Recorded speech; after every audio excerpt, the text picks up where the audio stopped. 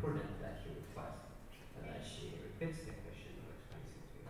Thank you, Anna. So if I got the question from the Honorable Judge correctly, she asked if the information was asked or was it transferred. And in answering the question, I stated that the information was both hacked, transferred, and even furthermore commercialized. Was there any, in the facts, is there any relationship between the third party and the defendant? Thank you, And Anna. was there any express relationship in terms of the commercialization of that data? Thank you, Anna, for the wonderful question. Yes. From the fact at hand, there was a relationship between the defendant and the third party. The third party of the premier in exchange of her personal information in relation to the bribe she has taken to link up and let her children to Ivy League schools and whatnot, meaning...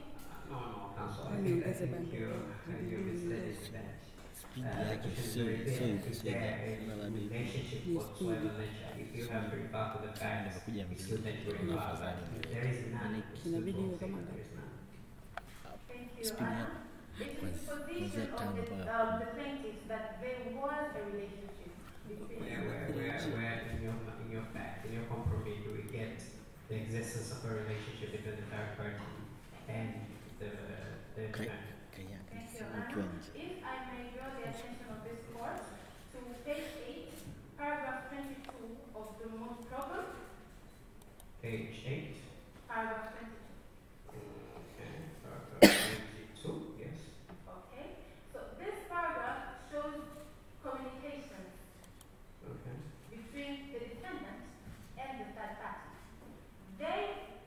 They communicated as far as introducing their identities.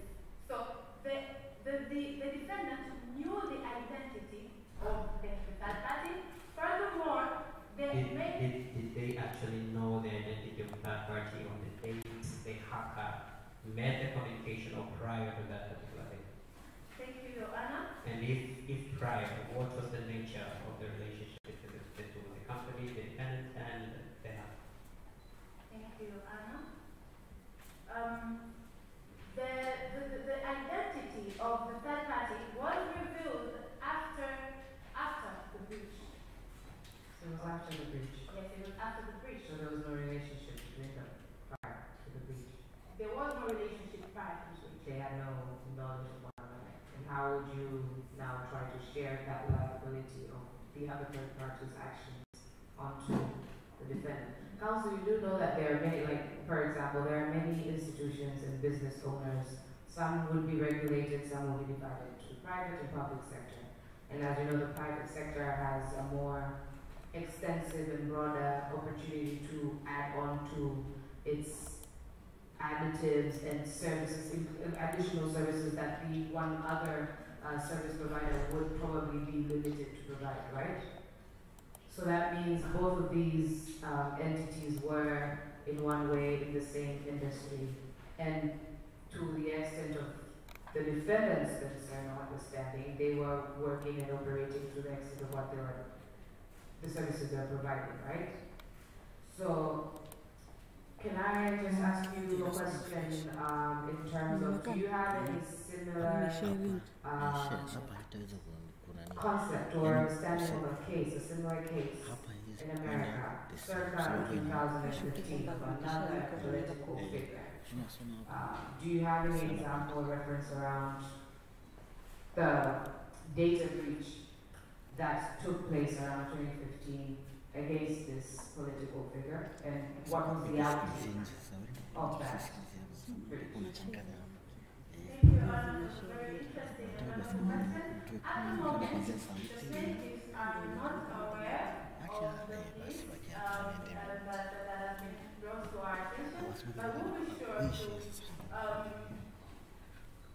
I'll just give you a brief. It was around affecting Miss Hillary Clinton during the time when she was appointed as the Secretary of the State. Do you have any information about that data breach case? As it has been stated, the plaintiffs are not aware of that case at the moment. Okay. Proceed. Thank you.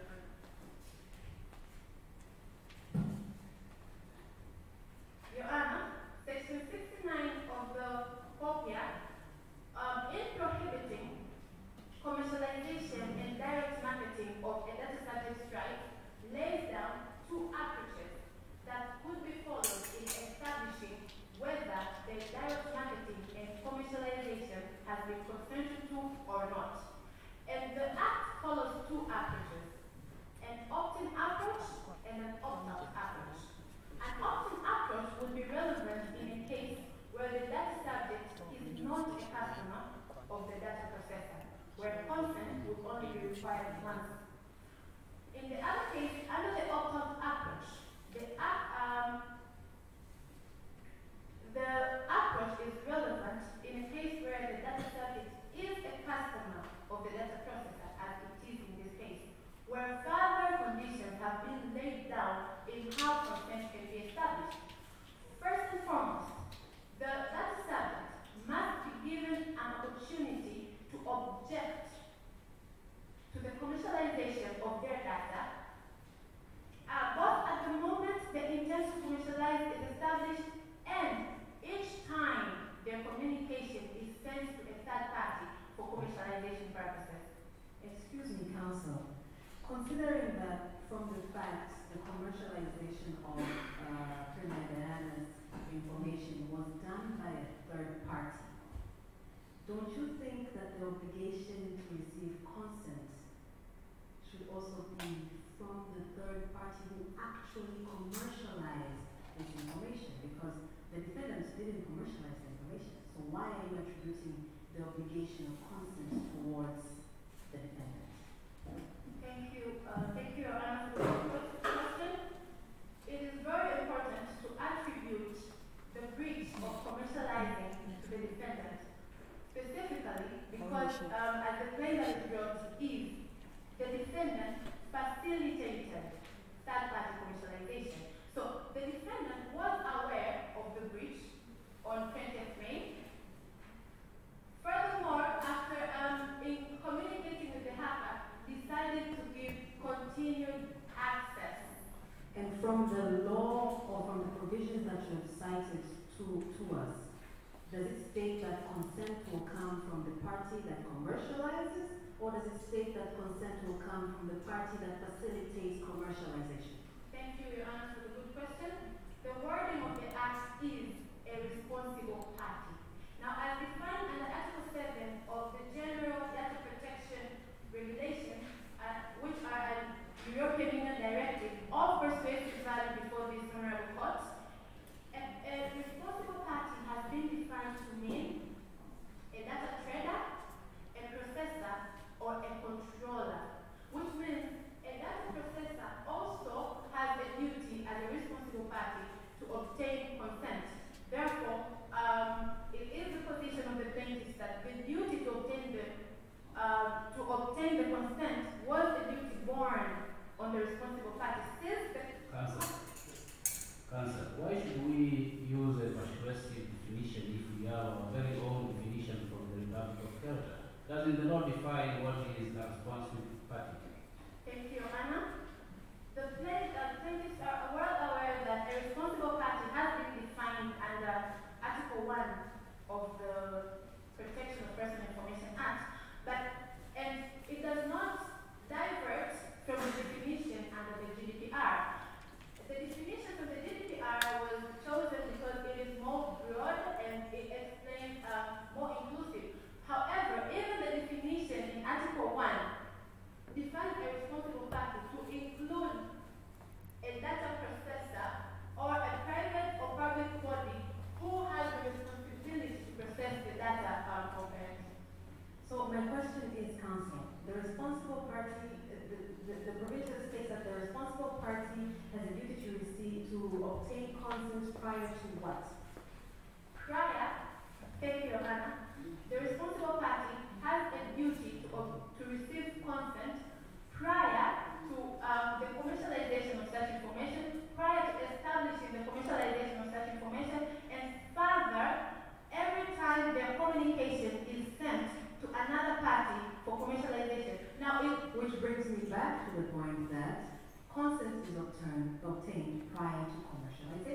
and not prior to facilitation of commercialization. So don't you think that the consent is being sought from the wrong party? Thank you, Anna, for the very relevant and interesting question. So, why are the plaintiffs adamant on stating that the defendant had a big role to play on the commercialization, and why this consent must have been obtained by the data processor prior to commercialization is because this commercialization was facilitated. Can I ask, do you know what are the grounds for lawful processing of data? Do you know what are the grounds for processing data lawfully? Thank you, Anna. Yes. We're aware of the grounds for processing data lawfully, and one of the grounds for processing data lawfully includes consent. Another one? Another one includes a national or public interest, where there is reasonable grounds to believe that a crime is being committed. Then there would be justification to processing of data. Another one would be at the request of request of the state for various interests that accrue. Thank you, Anna. Council, are you aware of the principle of the general the specific eliminates the general? So it's a legal principle. Are you aware of that? Yes, Your Honor.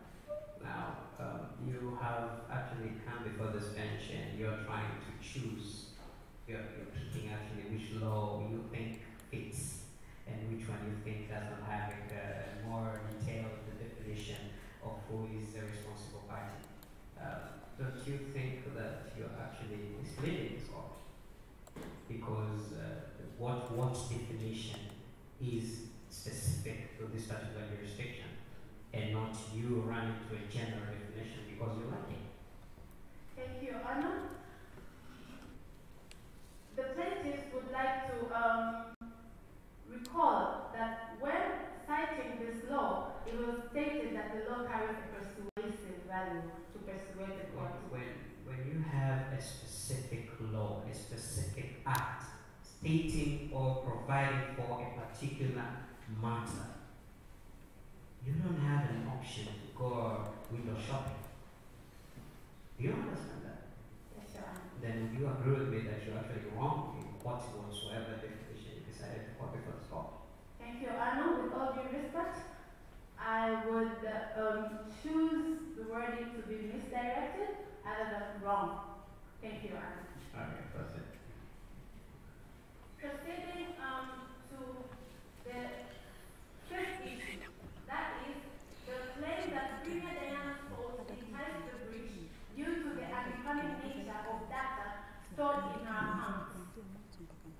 It bears and lasting merit on the fact that the nature of personal data stored in the data subject's account do not validate nor justify violation of the constitutional right to privacy belonging to the data subject.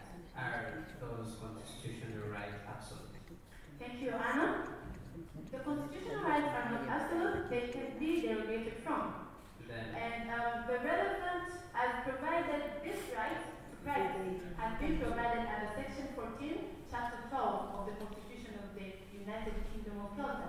Now, the derogations from this right include issues of national or public interest, among others. And under the exceptions to the application of the right to privacy, none are applicable in the current case at hand.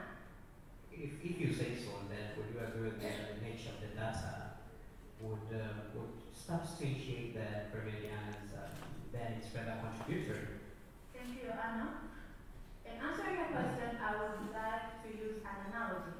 Your Honor, stating that the nature of data stored in data subject's account contributed to a breach of data would be analogous to stating that a robbery at a particular house was contributed to the fact that the house had gold and minerals and things that would entice theft, which is not actually reasonable and prudent to hold. So would you agree, so according to your point, and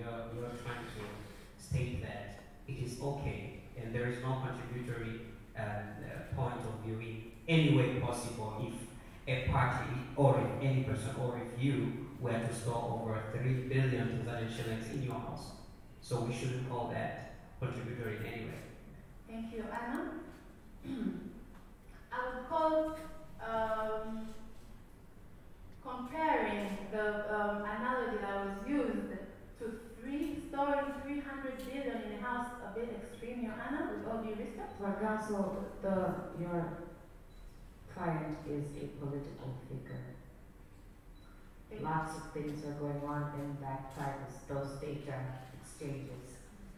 Are you sure you want to lock in that your clients may have not contributed in any way, knowing the position they hold, the information they exchange?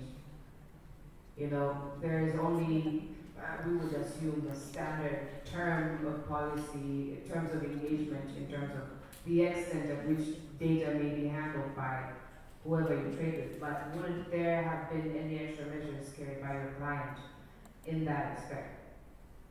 Yeah. Thank you, Sorry, Counsel, in addition, referring to your analogy, you're using an analogy whereby the action is automatically criminal, theft or robbery, but you've also stated that there are exceptions to the right of privacy, meaning that it could very well be possible that your analogy could be twisted in the sense that the action might have actually been a correct action, such as, for example, if there is evidence, if a criminal has evidence in their house of criminal activity, and then the police stumble on that evidence for whatever reason, would your analogy still stand? Thank you, Anna. The analogy would not stand in such circumstances, but unfortunately, such circumstances it does not apply to the case at hand. Now, to answer the question on the premier being a high figure of the country and taking extra steps to ensure that there is no breach of her data, Your Honor, entering into an agreement with Zecroman was the premier being extra careful and diligent in the storage of her data. This is because Zecroman warranted the premier that her data would be safe. And that is why, after the assassination attempt on her life, entering into the agreement with Zecroman was one of the steps of being extra diligent and careful. And so, under the right of privacy, there is no exception that premiers and high-ranking officials need to be extra careful so that the right to privacy is not breached. I would rather have a different approach, counsel. You know, as a counselor, as a lawyer, you have duties for the court. Yes, sir. You know that. You know your duties to the court. Yes, Your Honor. Okay. If I tell you to step up, that will be something else.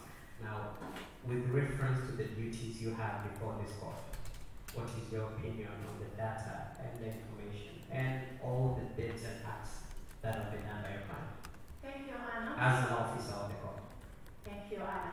As an officer of the court, I would still stand on the position that the nature of the data and the accounts does not validate breaching her right of privacy. And the authority I'll be reusing... So you're okay with criminal acts being committed by your client and you are still stand on the right of privacy? Thank you, Anna. There was no proven criminal acts relevant. As an advocate, is it your role to investigate?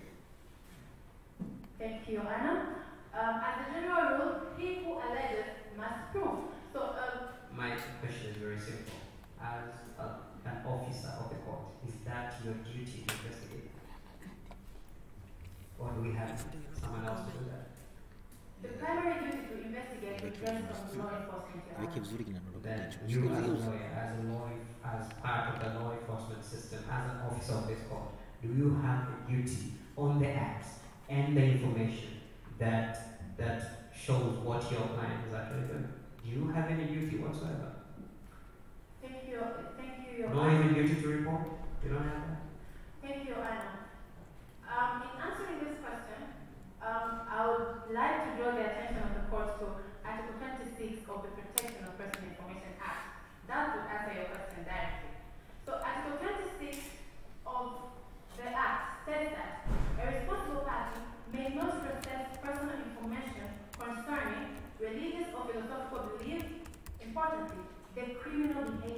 of a data subject to the extent that such information relates to the alleged commission by the data subject to any offense. So as an officer of the law, I do not have the duty to investigate data that was breached in contravention of Article 26 that is still. What is the impact of such a clause in law? You are a lawyer. What is the impact of such a clause? Thank you, Anna. The impact of such a clause is actually very important as it gives a leeway to. Not even a leeway. When a clause violates established principles and laws of the land, what is the effect? What happens to that clause? I'm saying, you're relying on a clause that says even if the acts or the data stipulate that there is a possible commission of a criminal offense by the data subject or something, it does not, you don't have the right to violate the right of privacy. Now I'm saying that by the nature, by the way you just quoted that clause, it's quite clear that it violates the laws of the land. It violates the Criminal Procedure Act. It violates your role to actually report such criminal acts to the responsive investigative authority. Now the question is, when a provision of law, be it in a particular section, be it in your argument, what is the effect of such a clause? What happens to such a clause that tries to justify or violate the provisions of other laws? Thank you, Your Honor. The position would be that the provision would be declared null and void, but that is not the case in the dispute at hand. This is because this provision is actually of importance in discharging of justice and to law as officers of the law.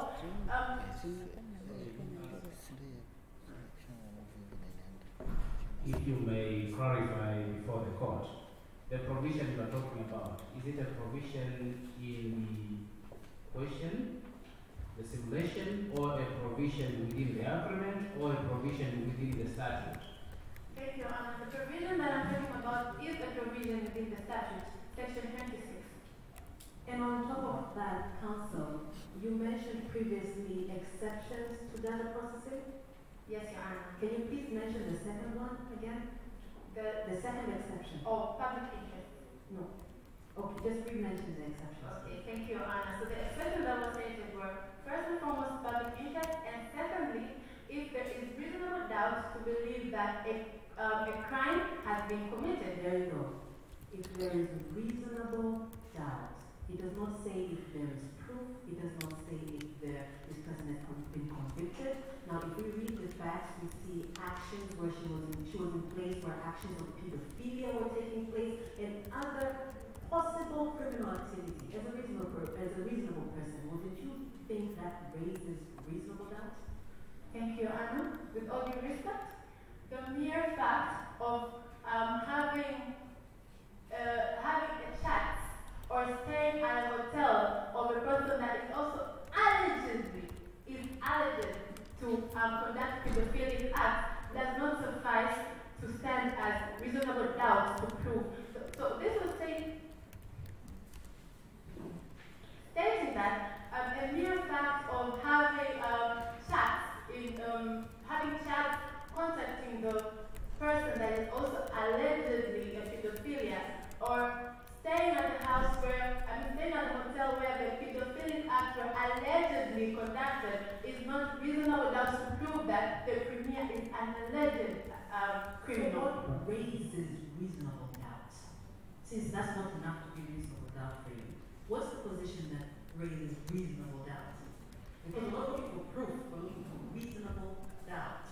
Thank you, Anna. I understand that my time is running short. I would like to ask for extra minutes to answer your question and summarize my submission. And then the bench will grant you 2 minutes. So use 1 minute to finalize your answer and then finalize your submission and then Thank you, Anna. And in these 2 minutes, I will ask for 10 seconds to consult my co-answer.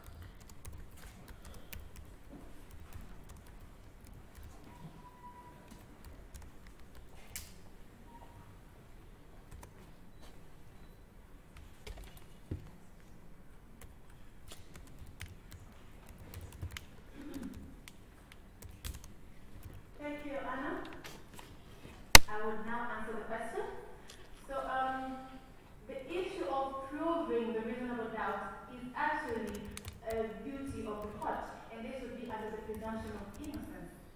That is, everybody is actually innocent until proven guilty by the court of law. So it is not upon the hackers or the public to speculate and establish that Premier Diana is a criminal. Thank you, Your Honor. For the court to be able to determine that, don't you have a role as an officer of the court to report the issues that your client is actually involved in? Thank you, Your Honor. So the only facts that are before this court to actually prove that the data subject was involved in criminal activities are not actually sufficient on my part at the moment. So what damages did your client actually suffer from the commercialization of this data? Thank you, Your Honor, for the wonderful question. In answering your question, I would refer the attention of this court to Article 85 of the GDPR, a persuasive value, which states that a data breach, if not addressed in time, could result to material or non-material damages, which include lack of control over their personal data. So, commercial adverts, pop-up commercial adverts linked to adult content sites, offshore betting accounts, and offshore accounts in Udoko and Cornelia are actually immoral and could be frustrating, warranting my client to damages as a result of loss due to lack of control over her personal data. Was any of her actual personal data breached? Suppose, say, because I would assume that her life and her work, emails, and some of that was exposed in that entire server that was being maintained by the defendant. Now, I'm still not seeing what actual direct damages your client has actually suffered from the defendant, in which we haven't actually established it is actually the defendant who directly caused that damage. Thank you, Your Honor. As stated, lack of control over a debt subject's account could suffice as loss warranting reparation, as it has been stated at Article 85. Further, in the case of Halliday versus Creation Consumer Finance Limited of 2013, this is a United Kingdom case that carries a persuasive value before this honorable court. The court awarded compensation for distress. This distress was a result of frustration from failure of the responsible party to delete personal data as previously ordered. You then witness commercial adverts. Let's assume that your point is heard. It seems to me that you are trying every loophole available to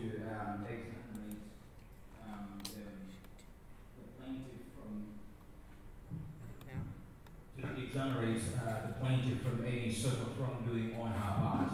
So I want to hear from you, how do you interpret section 99, subsection 2, paragraph C, which reads, in the event of a breach, the responsible party may raise any of the following defenses against an action for damages, and according to paragraph C, it says fault on the part of the plaintiff. So I want to understand, what does fault on the part of the plaintiff amount to? At what point in time can we say there is fault on the part of the plaintiff that would allow these breaches that we are currently discussing? Thank you, Anna. A direct example of fault on the part of the plaintiff would be the data subject on their own accord giving access to hackers. But in this case, fault on the part of the plaintiff cannot be established. This is because the nature of personal data stored in a data subject's account cannot stand as fault. So where was the data subject supposed to store her data then? Because this was important data on her health life and whatnot. So she had the right to still store her data. Thank you, Anna. And in summarizing my arguments, I pray before this honorable court to find favor in the submissions of the plaintiff, and I have to submit.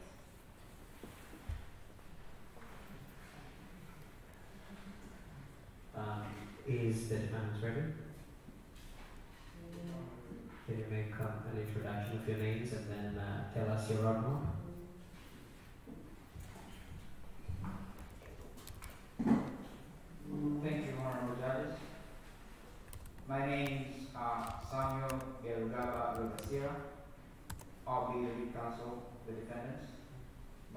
counsel's name is Freddie Moshi. Your Honor, I will be dealing with the first, second, and third issue, while my co-counsel will be dealing with the fourth, fifth, and the sixth issue, including final prayers. Perfect. Then you can proceed to your submissions. Thank you.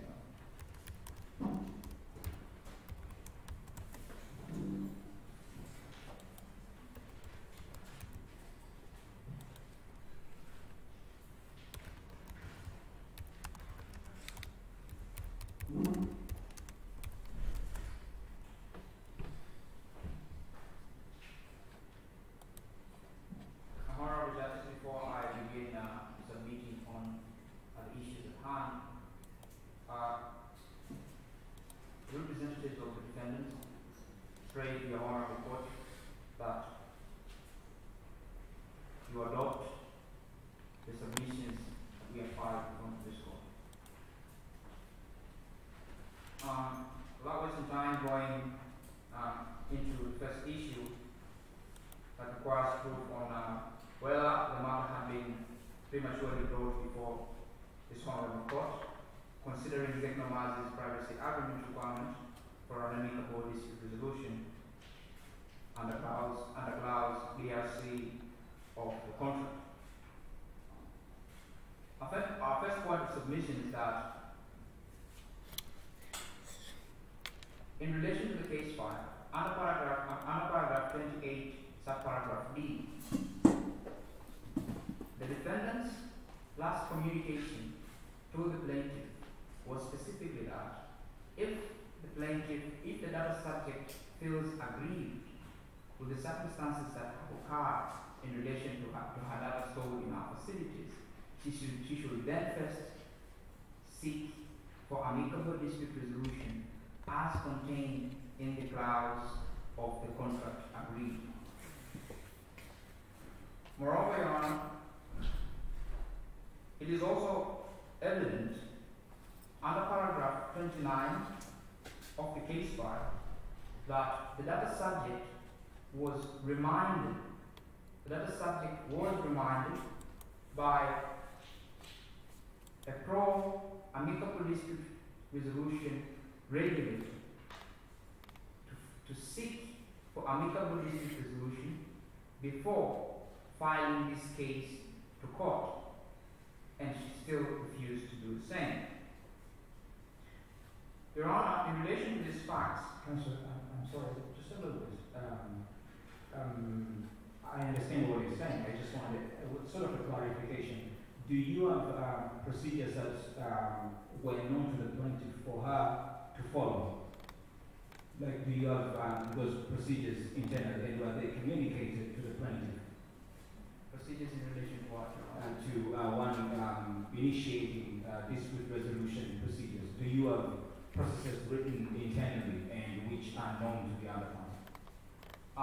In relation to the facts of the case, Your Honor, there were no procedures in relation to the contents, in relation to how the dispute resolution argument was to be conducted. But the first stage of the amicable dispute resolution in the clause is through mediation, and mediation is the communication between the two parties by themselves, requiring no any form of procedure. It was for the plaintiff to initiate negotiations with the defendant, at least that to comply with clause 12 of the privacy act. So, if I understand you correctly, you're saying you are admitting you don't have any internal procedures on how this process is to be initiated apart from the clause. But again, you're placing an obligation on the plaintiff to have initiated. Now, I want to understand if someone emails you, if someone sends a letter, and you're saying these are not enough. So, what should have been enough if you don't have procedures in place? Can you clarify that? Your Honor, in relation to what you have stated, the procedures that we do not have are in relation to how mediation is to be conducted. Negotiations require no procedures at all, and that is the first stage of amicable dispute resolution. But going further to that question, the message sent, the email sent by the data subject to the defendants were not messages that were of the sign to show that the plaintiff wanted to seek any amicable dispute resolution redress But in relation to our firm. Yes, walk me through this. You're a service provider, right? And your job is to provide services which include protecting information that is held, in a cloud, right? Yes. Meaning you have your own internal policies on how things should be carried out, how you should engage your client, how you should sign with your client, and how you should keep them happy. Is that correct? That is correct. And therefore also including that it appears someone inside your team was also trying to carry out his duties to know a part of his job and was like, you know what, I think in my act of protecting my client's personal data, I had noticed the breach. So you realize there's a breach in accordance to your job. You notify in whatever way you did, and then you keep quiet to wait for the client to institute a negotiation as well on your part? Your Honor, in relation to what happened, in fact, is that after we discovered the breach on the 23rd of June 2022, these files were released on the 24th of June, the next day. The data subject got information of the information that leaked from her account, not from us. She was notified just like any other person by public outlets such as media. If procedures were to be followed, the law provides. So what's your role when something happens like that, where there's a data breach that comes out from another third party from the media, and you're the one who's holding the data, you're the one who's holding the contract and that right to protect? The procedure states very, very simply, as also reiterated in Section 22 of the Protection of Personal Information Act, that the data subject has to be notified. The regulator has to be notified first of the breach, then the data subject of the breach. But subsection 2 of that same provision provides that a delay can be made by the data processor while conducting internal investigation in protection of the functions of their facilities, and then issue a notice to a regulator, and then further the regulator will now, if sees that there is any criminal implication to such facts, delay or grant a notice to the data subject. That's a lengthy step plan that you've laid out. Your Honor, so was this step plan actually adopted between Brian and Maria? Your Honor, we did not have time to adopt this procedure because the data leaked on the 24th of June, the exact next day after we discovered that there was a breach. There was no time for us to react. Surely you do have servers, protections, firewalls, and all of that that are usually on alert because you are in the industry and the business, and therefore you know that you have competition, and sometimes the competition may actually be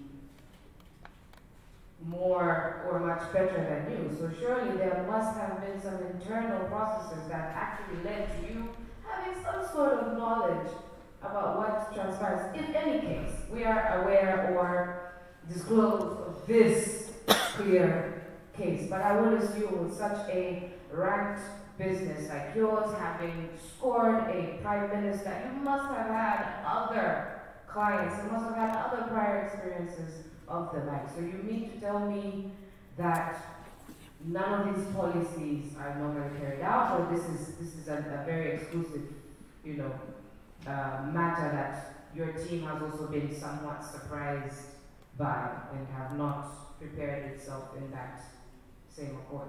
Our policies in relation to leak of data, if it ever happens that our competitors hack our systems, the data protection clouds that we have set provide that in any case where data is breached, we shall give notification to the other party, to the data subject.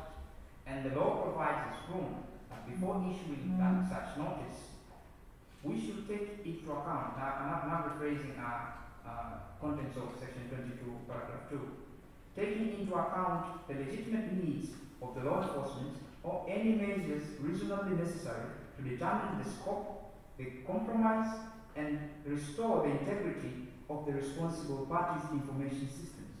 So the law gives us room to first have our internal investigation and then inform the regulator. But in this case, after our data servers were happened 23rd June 2022, the next morning before we were done with our internal investigations, that data was already leaked to the public outlets. So this, we would have followed the same procedures. We would have first done our internal investigations, then inform the regulator, and then after that the regulator would inform the data services.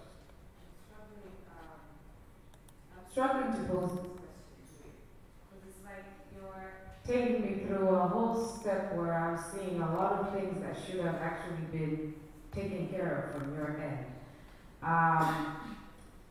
You took me through a chronology of when the date that the breach occurred, when it was published, and then following that information was known to your the plaintiff's side, right? Yes. That means you had in that room some knowledge of this even before her notifying you of that breach internally.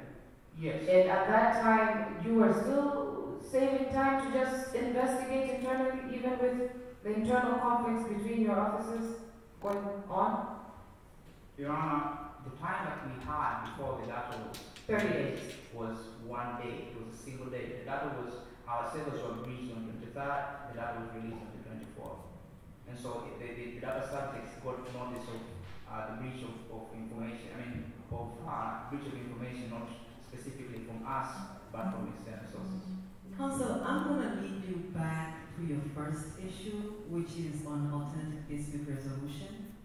And I noticed that you mentioned paragraph 28D of your facts, but if you look at the paragraph right after 28E, so there's 28E, then there's a little paragraph right under there. It starts by saying that you were contacted several times, and then it follows by saying that on the 28th of June, a letter was written to you, and among things, it informed you and you requested information on breach and actions for it. Now, you rightly said that negotiation is between the two of you, and that the plaintiff should have initiated it. Wouldn't you consider that all the times that the plaintiff reached out to you after you had spoken relating to paragraph 28B, all the times that they reached out to you, together with the official letter that was in fact sent to you via email and delivered to your company offices, wouldn't you consider that the start of negotiation processes, and why did you not respond? Your Honor, replying to your question, after we sent this communication under paragraph 28 of the first part of paragraph E, I think as you proceed to respond, kindly identify yourself as the counsel for that different units and unions. Okay. Thank you. So, after we communicated to Premier Diana, after our clients, thank you for it. After our clients communicated to Premier Diana of our clients agreeing that yes, a breach had been committed in our facilities, and yes, some data may be released from our facilities into the public. We provided All the time that they reached out to you, together with the official letter that was in fact sent to you via email. To us, she tried to communicate to us after that. But the contents of such communications, going to page 12, following up on the same paragraph, paragraph 28, the contents of the communication were not in any way in relation to her seeking any negotiations between the two parties. I beg to differ, counsel. I'm actually looking at that particular paragraph right now, and I I now would come to inquire from you. If you understand what ADR is, what is ADR? What types of ADRs do you have? ADR is alternative dispute resolution, meaning trying to solve disputes without invoking the courts. What are the modalities of ADR? ADR includes negotiations, mediations, and arbitration. And which one do you think refers to your current fact? Negotiations. And if you were talking of paragraph 28, specifically in page 12, I believe the first paragraph at the top of the page of your compromise, that letter sent by Premier Diana specifically requested for demanding explanation, reparations, and action on their side. Is that so? Yes. Would you consider that as an initiation of negotiation? Your Honor, I was exactly coming to that same point, that when we provided information under paragraph 28, we provided for what happened exactly. We agreed that yes, that was breaching our service. And we also say that we are willing, under paragraph D, to sit down with you and solve this matter through alternative. Our clients are willing to sit down with you and solve this matter through alternative dispute resolution means. What Premier Diana, the data subject, was contending under the last part of paragraph 8, her being a lawyer, should have known that after that, we were not willing to talk about any parts of that disagreement between the two parties unless it is through an actual statement that reveals that Premier is now seeking to sit down with us to negotiate the dispute between the two parties. But wouldn't you find that a little bit unfair? You signed with her as your client, no titles, no prime minister, no lawyer. But now you're trying to attack her title side for you to see on how she should have constructed her letter so you could have felt the better introduction or invitation to negotiate. Well, on her part, she feels very, very misunderstood to the fact that she has made several attempts, very subtle attempts, in her caliber and title. She stooped and took her time to make communications with you, which she, I'm sure, in her power would have made any other stronger, actions against your entity. But she actually made those efforts for 30 days. And you, in the facts, we do not have any clear understanding as to why you chose not to respond. Wouldn't you think your unresponsiveness shows that you, on your side, were willing to make any amicable settlement? You waited until something stronger came and you're now here and are responding by a written statement. So please clarify this to us, make it make sense. To clarify your question, Your Honor, firstly, we did not wait for that days for us to reply. Paragraph 29 provides that after Premier Diana contacted us on the 28th of June, she was then advised by a regulator, data regulator, which is the responsible party inside the state, to seek alternative dispute resolution, and she denied. And it's not that our client waited for 30 days to act on this. This was the 28th of Excuse June. me, counsel, just to interrupt you there. If you read clause 12 of your privacy agreement, it says that disputes will be handled through alternative dispute resolution, negotiation, or mediation. And then it says after that, in the event that the dispute is still ongoing or unresolved, after 30 days, the parties can go for a civil suit. It does not say, in the event that negotiation failed, or in the event that mediation failed. It says that in the event that the dispute is unresolved after 30 days, they can go for a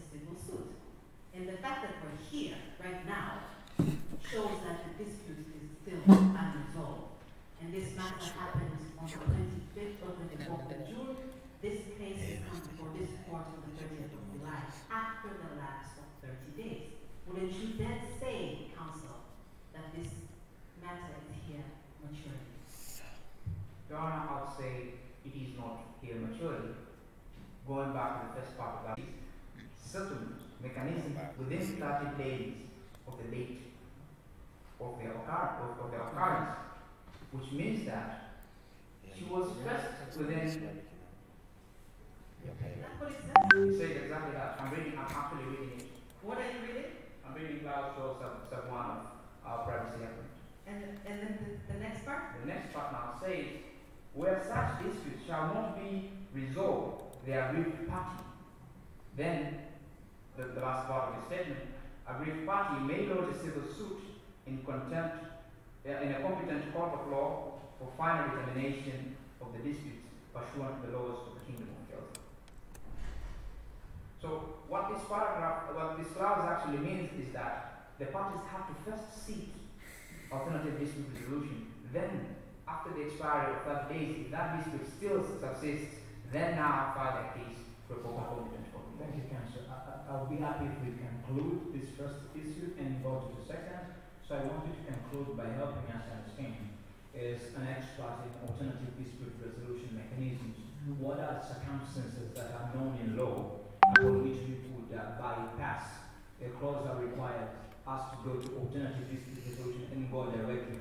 And even more important, if I understand, and this is just a simple question, if I understand, you filed a written statement of defense, right? Yes, Your Honor. Doesn't that amount to you kind of standing or accepting that the case should go on and the matter be admitted in the court of law? Your Honor, in response to that question, unfortunately, we do not have the copies of the pleadings of the filed complaint and the actual written statement of the defense, but the presence of the first issue, which requires determination of the competence of this court, suggests that this was among facts that were raised in the written statement of defense by the defendants, because if it was not an issue, if the defendants did not raise this in the written statement of defense, the parties would not have to come here and plead on the same. So if this issue being present suggests that in the written statement of defense, that is not present to us in this court today, this was raised as one of the factors. Thank you, Counsel. Proceed to your second issue. Proceeding to my second issue, whether Zekamaz's failure to issue notice of breach to Premier Diana was a negligent violation of data science rights under the Protection of Personal Information Act, warranting reparation to the data subject. And as I have stated earlier, Section 22, subsection 2, provides that there are exceptions to which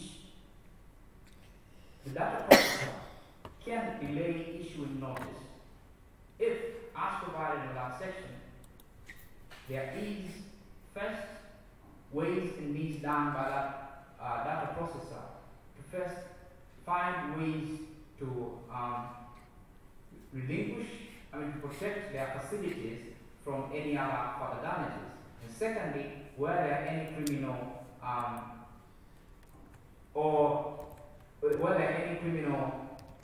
things that could be extracted out of the data breach, which have to be first communicated to the regulator. This is,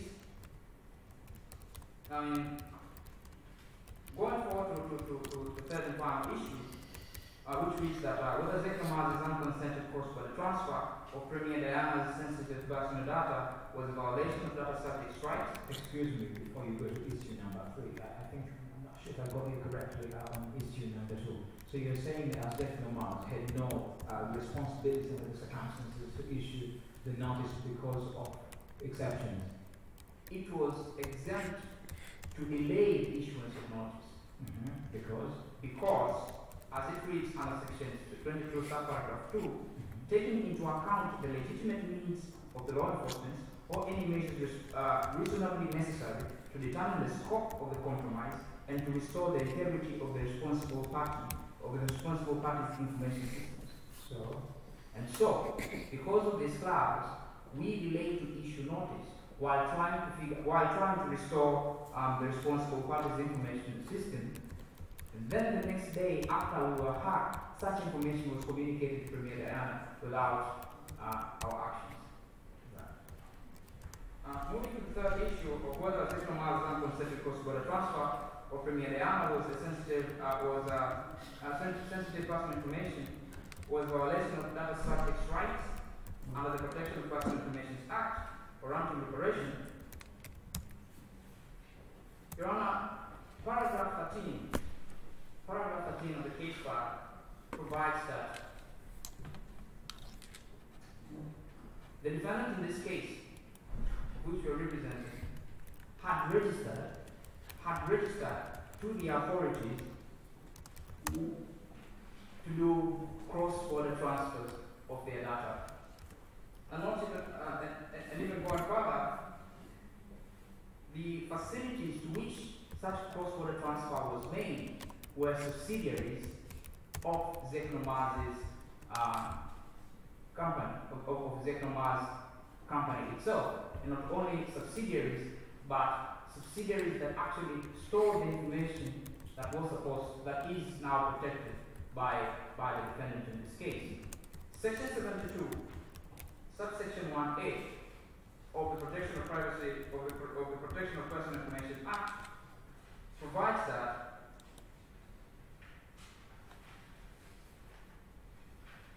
under clause B,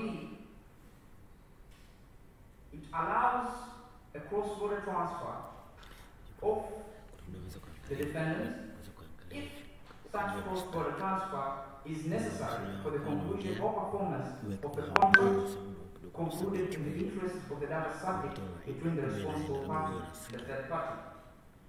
Now, the issue is whether that was unconsented. The relevance of that provision which you have cited. The relevance of the provision that I've cited is to cement that Zecromar's was allowed by law to conduct cross-border transfers from the Kingdom of Kyoto to any other state. I'm not persuaded, and I don't think you've answered the judge's question. If you read paragraph B, it says all performance of the contract included in the interest of the data subject. So is this contract or this arrangement for cross-border transfer in the interest of the data subject? Yes, Your Honor. How? The interest of transferring personal and private information to other persons, which was used against us, was that in the interest of the data subject. The interest of the data subjects arises where the data subject intent to give us her data for storage was that we store her data. The interest was that she wanted security of the data stored. The facility So by transferring that to third parties, then you were doing that, right? We were. According to the law. What happened, Your Honor, is that after we registered in 2019 for allowance of cross-border transfer as stated in paragraph 13, when it happened in 2019 that Premier Diana wanted to use our facility, she should have known, because it is on public record, that our company is allowed to conduct cross-border transfers. That is number one, and so it is not unconsented. Do you have any qualification of to which cross-border countries you can transfer such information? Do you transfer to any other country? Or there are some qualifications as per the argument and as per the law? The law requires that for cross-border transfer to be conducted, there should be one, that the country, the subject to which, the third party to which such cross-border transfer is made has laws that protect personal information. So does Udonko possess those laws? The Republic, going to what I was saying, is the subject has to have laws that protect personal information. Do they exist in the Republic of Udonko, according to the facts that we have? Your Honor, in this case, the subject is the subsidiary and not. No, I mean the country. Of course, the subsidiary is in another country. The answer should be as simple. The country to which we transfer we have registered our service to is the Republic of Udonko, and it does not have laws that protect. So then that takes your issue away, right? Your Honor, No, I in mean, that case, question was finalized on the final issue. I just got to my final issue. Your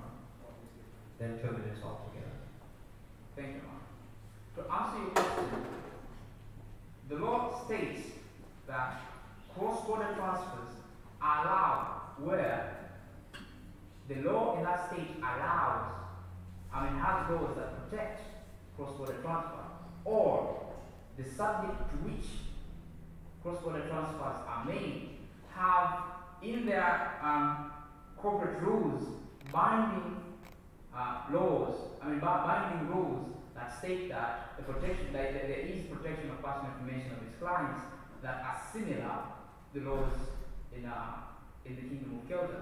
And so it does not say that the two have to go in line. It says it's either one or the other. Finally, Your Honor, I would state that we pray to this court, but it finds that this court has jurisdiction to protect. Before you conclude, counsel, I was looking into your submissions. I had an issue with the second paragraph. There is paragraph 7 and page 3 of your submissions. You actually relied on the principle of pacta sunt servanda. Yes, Your Honor. And that was specifically in issue number 1, I believe. Yes, Your On Honor. admissibility. Yes, Your Honor. Can you enlighten the court with this principle? The principle of pacta sunt servanda provides that arguments made must be kept. And in this case, the argument that was made between the two parties, Where do we get this principle? we could easily get this principle from the case of Wales versus South Africa. The question is, what is the source of this principle? You should understand what the court is asking. As I'm assuming you are a student of public international law. So what would be the basis in the public international law for the principle of pacta sunt servanda? That's the question. The principle of pacta sunt servanda is based on the reliability of the contracts made between two parties. What is the relevance of that principle in this case? The relevance of this principle in this case is that the argument that were done between the that subject and the defendant to seek. In what circumstances do we apply this principle? What circumstances, especially if you are regarding or talking of the parties? What should be the nature of the parties for you to apply that principle? Come again, Your Honor. What should be the nature of the parties in a contract for you to apply that principle? In other words, can that principle be applicable in the present case? Yes, the principle can be applicable in the present case because in the contract that was signed by the data subject. So you believe the present parties fall under public international law principles? This is a case that is also included in the South African laws through the case of Wales versus South Africa, Aluminium Company. No, I think you're missing the point. The point is very clear. What is the origin of the principle you have quoted in your submission? Or in other words, if you don't know the source of the principle, how do you apply? Your Honor, I couldn't tell, yes, correctly that what is the specific origin of the principle. Then you can say correctly or easily, frankly, that you just don't know. Exactly. Okay. Yes, Your Honor. But at the same time, Yes, you mean you don't know, right? I do not know the origin of the principle, but the principle But is you also know incorporated. it. Is also incorporated in South African laws, which are pari material to the laws of the Kingdom of Kyoto.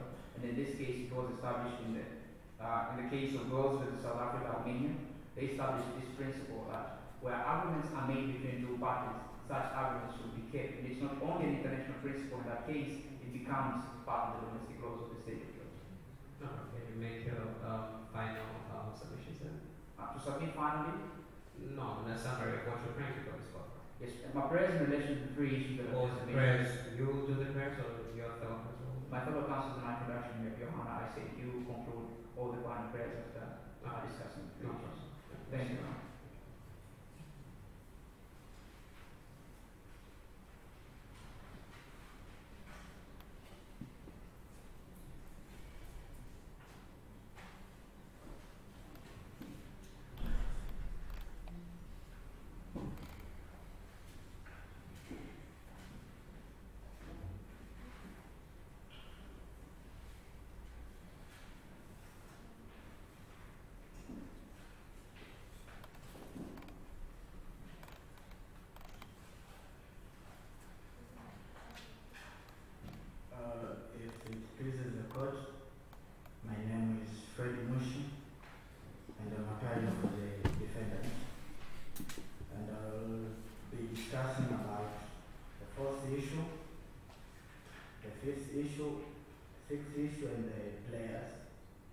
And I'd like to start by making a statement at the outset that on the issue as to whether Becknom's unconsented third-party facilitated commercialization of Premier Diana's sensitive personal data was a violation of data subject rights under the Protection of Personal Information Act, warranting reparation for Premier Diana for damages caused.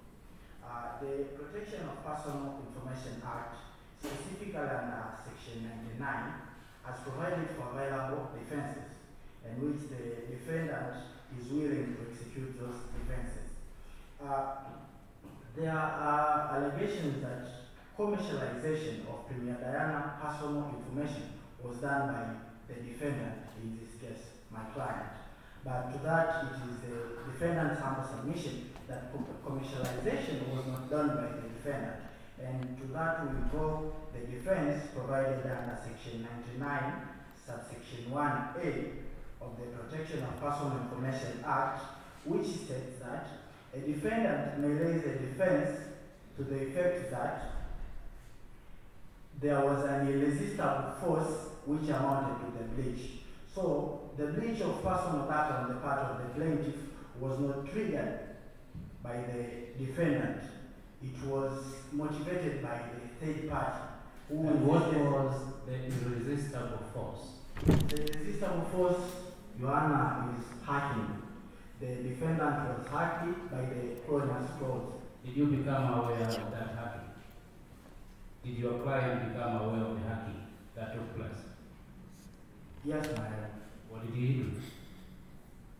He was in negotiations. She was doing negotiations to contribute the hackers? No. With who? The fact of the case reveals that our information officer, Ms. Naylor specifically stated as a reply to the plaintiffs that if they feel aggrieved on the data breach, they should... Let's talk of the hackers and your response to the hacking of the information. Yes. Your client's response to the hacking of the information. What did your client do after being aware of the hacking? Yes. Because we have to understand the irresistible force in this, you are submitting to that effect. So we want to understand whether there was a resistible force. You became aware, your client became aware of the breach. Now, there was negotiation with the hackers. What was irresistible in that sense? Irresistibility, my lord, is evidenced by the fact that before negotiations between my information officer, Ms. Naylor, and the hackers have already as a data scientist. Can I understand what is Ms. Naylor's capacity? To supervise and to take care of the data subjects, personal information. Yes. Another one? To make sure that the system is not accessed by third parties. Any other one more? And another one is to initiate negotiations between the company, that is the defendant, and to initiate negotiation between the company and the data subject where data subject feels aggrieved. So you told me Ms. Naylor's capacity then. What was Mr. Bryan's capacity in your client's, in your entity? As the facts of the case show, Mr. Bryan is the chief security officer. Okay, so between the two, if you would confirm, actually I want to ask, did Ms. Naylor, out of the roles outlined for us just earlier on, do you feel that she acted on behalf of you, your client, and the compliance of the Data Protection of Privacy Act? And also, following that question, did Mr. Bryan, in the same, also act on behalf of your client in his actions? My client's company is an institution. It has individuals and it has hierarchy. So what my information officer has to do is to supervise what the chief security officer is doing. The question is, did the two officers within your client's company act on behalf of your client? And that would be very good if you answered that question separately so that we know in detail. Did Naira, who worked for Zegnomars, did she act in the action that she carried out from the facts? Did she act on behalf of the defendant? Do you believe or do you think that she acted on the behalf of the defendant when she made the notice? What she was doing was on the other end for the interest of the defendant, and on the other hand, did she act on behalf of the defendant? That is 50-50. She was, there is part she was acting on. How is that 50-50? So, okay, start with with Brian. Explain to us from the facts what transpired following the information and what happened with Brian and what took place. The fact of the case shows that there was hacking by Zegnomars, by Kronos calls to the defendants, and the chief security officer, that is Brian, informed the Ms. Naira, the information officer, of the existence of breach, and Ms. Naira directed the chief security officer to investigate and to know who attempts to act that is subject to personal information. And upon investigation, Mr. Brian concluded that the intrusion was only targeted to one data subject, who was Premier Diana, whom in this case as we refer to her as the plaintiff.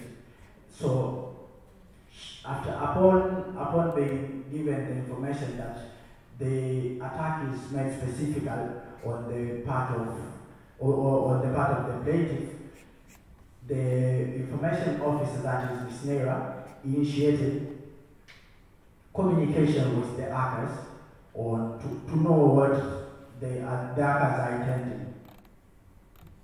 And then, of course, at the end, there was an agreement to give full access so that the entire data could be, used by third party. In other words, if you are unable here today to establish the exceptions of provision section 99, then issue number 4 is answered against you. I don't know if you understand the gravity of that. You have told us if there was irresistible force, right, which you have been unable to establish, it means the exceptions of section 99 do not cover you. Do you understand that? Okay. I would like to make a clarification as to what Ms. Naira was doing. I say some was for the part of the company interest, and on the other end was. So first off, I'm really disturbed. So what you're trying to say is you are to clarify or to maybe group Ms. Naylor's actions into 2 groups, and then the part that brings benefit to you, then that's your thing, and that doesn't bring the benefits or profit to your side, and that's our own actions. Is that what you're trying to say? What is to be established before this court is the liability of the defendant. So which would definitely arise from the entirety of my actions. Is that right?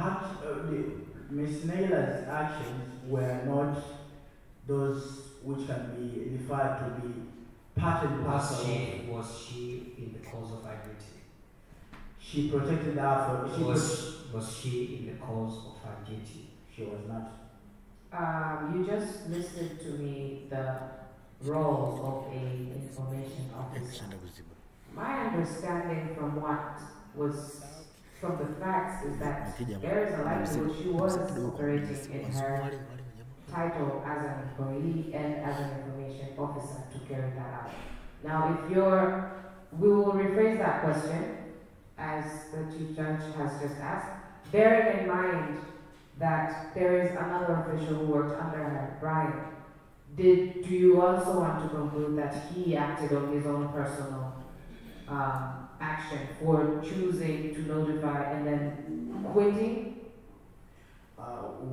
case, we want to establish that what she was doing was not part and parcel, and what she was doing, she is not in the cause of her own employment, because she granted access to the hackers to protect her from being blackmailed by the hackers. So what we established that the information officer is personally liable because what she did was not in the cause of her employment, and we would like to cite the case of. Before you cite the case, so you want to say giving full access, to the actors, that was not done in the cause of our employment. Yes. But then you told us this could be only 50-50. So the part you are arguing is the 50th part where the company is not liable. But we, as a court, we have the leeway of choosing the part where she was liable, right? At the first of the case revealed that at first what Ms. Naylor was doing was to prevent the interest of the company. That is preventing personal information. That is preventing personal information of data subject from being accessed by a third party. But later on, after being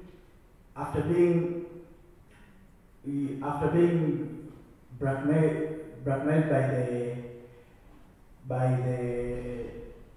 the cloners hackers, the information officer then sought to abandon her duties as the information officer, and she acted on her own interest.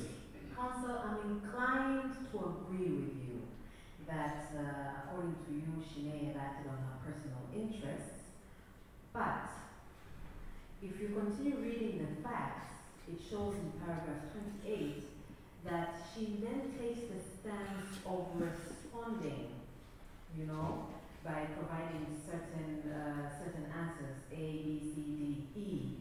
And the company has condoned her response up until this moment. Does this then not mean that the company still accepts her actions as part of the actions done representing the company? The company accepted what she was doing at first, preventing the personal information of data subject from being hacked. But on the part that where she granted access to cloners hackers, the company is not personally liable because she was doing something for her own interest. But in her capacity as information officer. But for our own interest, you are. No problem, but in her capacity. There is this case of W. Morrison versus various claimants. From which jurisdiction? It is the common law case. Which court? Supreme Court of United Kingdom. Okay. In the case, is it stated in your submission? Or is it a brand new case that you're bringing before the bench right now? we have stated that page 13. Page 13. Yes. What's the case again? This is W. Morrison Supermarket PLC. This was a decision by the House of Lords, which was upheld by the Supreme Court of United Kingdom. And would you go to the footnote and see from which court does it come from? huh? That decision you're citing, the case. Would you go to the footnote and tell us what it was? It has been cited as bracket 2019, Queen's Bench 772. So is the Queen's Bench the Supreme Court in UK? I have stated that this decision ruling was upheld by the United States, by the United Kingdom. It was upheld in what decision by the Supreme Court? The case, the material issue. The question is, which decision from the Supreme Court in UK upheld this decision that you have cited here? What was decided in the case of various claimants was upheld. What we need as a bench is, can you cite that other case which has upheld this The decision? case which was upheld is the case of W. Morrison Supermarket PLC versus various claimants. I don't think so. You understand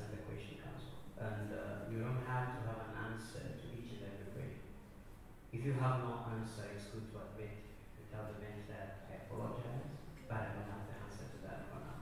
What I'm trying to establish is that The bench specifically requested for a case that upheld this decision, a case decided by the Supreme Court that upheld this decision that you are quoting here. I have not cited the case in a submission that I'm aware of the case. Then how do we know if it actually exists? That is why I pray for the court to adapt my oral submissions together with my written. Can you cite that case which you are, which is not here? Yeah, the case is W. Morrison Supermarket PLC versus various claimants, where W. Morrison Supermarket PLC versus various claimants, where the court is But before what's the court decided, can you give us the full citation now? And I think we have the internet so we can verify what you're saying. W. Morrison Supermarket PLC versus various claimants. Is that the full citation of the case? I have not said. So you're saying, okay, go to your telephone.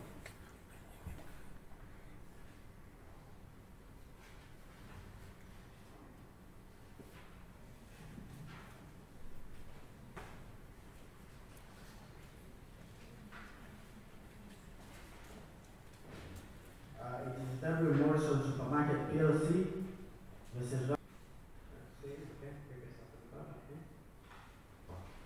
Proceed. In this case, it was established that employees, if they do something that is contrary, be personally liable for the acts as the case as it was established in the case I have cited. I mean, honestly, I understand you, but then the plaintiff cannot know that, right? So if you really honestly wanted to make it clear that one of your officers should have been responsible, I think there's a court procedure to allow you to do that, but you didn't, and it's not the obligation of the plaintiff to ascertain within your company whether this action was, personal, done in one's own capacity, and not other way around. Isn't that fair to argue that way?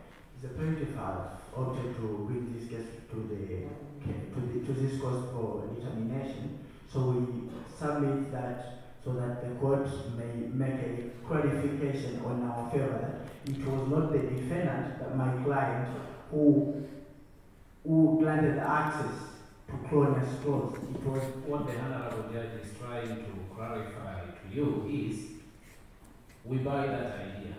Suppose we buy your idea that it wasn't the client, your client who was responsible, rather it was an employee of your client. Now, there is a procedure under the law where your client would think of bringing the third party whom you think is more responsible to answer the claims by the plaintiff. By the way, do you know that procedure? the third party procedure. And who initiates it? It is initiated by the party which feels at the moment when the judgment is delivered, he or she will then be identified by that party. In this present case, who is that party? My lord, Miss Naylor is not the third party, the part of the company, but what she did was not in the course of employment. So if you answer the question, in this case, you have explained well. Now, we want to understand, in the present case, who is that party who feels that at the end of the judgment, if the court declares some decree is going to suffer, and therefore, those suffering should be suffered by another party? Who is that party? Where that party? Your client is the party.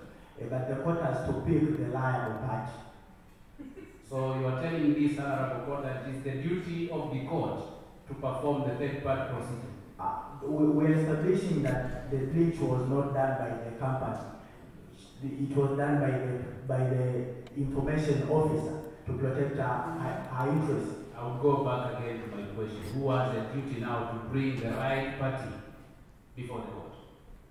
we have the duty to establish that it was not the company that ran. Who has the right the duty to bring the right party before the court, not to establish? Who has that duty between the two parties here?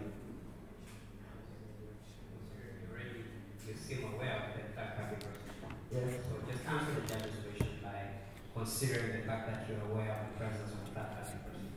By invoking the concept of third party procedure, we are required to notify the court that there is this other party, where if the judgment comes if this case comes to contrary to what we expect, then that part has to come to the I think you're fairly speaking, you've answered that question, we agree with you. So because you didn't do that procedure, then the effect is you are accepting responsibility. I mean, legally and logically speaking. So if I was in a position, I would not have proceeded arguing this point further. My road, what I'm trying to establish before the Honorable Court. You've already established that point, unless you go to another issue. I mean, we want to save your time, and we also save the time of the court.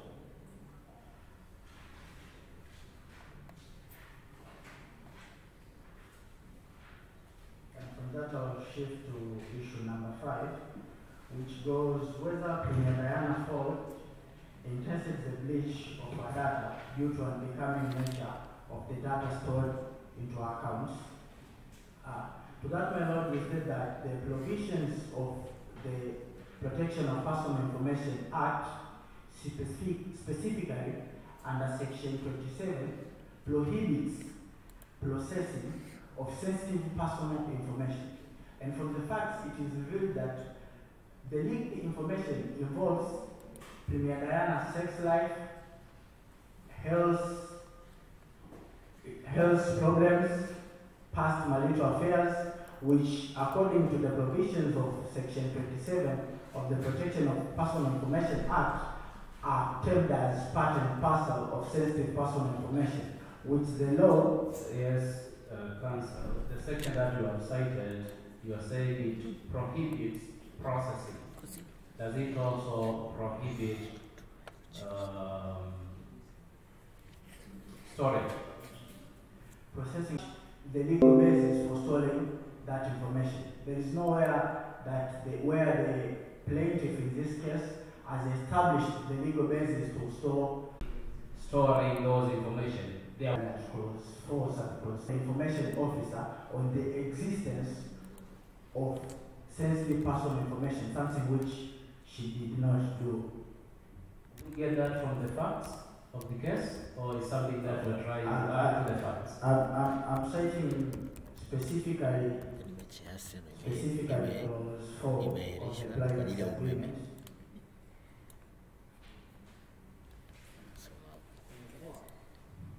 Can you pause that? Due to a power cut at Elade Road, the game has been temporarily suspended. I'll direct your attention to clause 4 of 3, which goes, victims may also process your personal data, including sensitive personal data, where it is established such usage is in Zecnoma's or other genuine interest, taking into account interest and rights. So the plaintiff in this case has not established Signing of the contract. Now in this case,